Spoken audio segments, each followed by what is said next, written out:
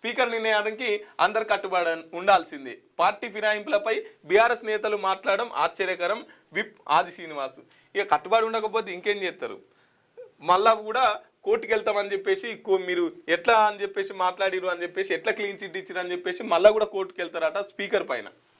Speaker తీర్పు రాజ్యాంగ హత్య. BJP state chief Ramachandra Rao. ఇప్పుడు రాహుల్ గాంధీ ఏమంటాడంటే పార్టీ ఫిరాయించిన వాళ్ళపైన చర్యలు తీసుకోవాలని మాట్లాడతారు.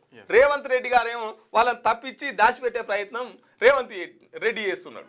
అంటే ఢిల్లీలో ఒక మాట చెప్తారు, రాష్ట్రంలో ఇంకో పని చేస్తారు. వీళ్ళు రాజ్యాంగం పట్టుకొని రాజ్యాంగం 10th షెడ్యూల్లో ఉంది, పార్టీ మారిన ఎమ్మెల్యేల పైన అనర్హత వేటు వేయాల్సిందే అని చెప్పేసి ఊరు తిరిగిరు కదా రాజ్యాంగాన్ని పట్టుకొని. ఇంకేం చెప్పిరు?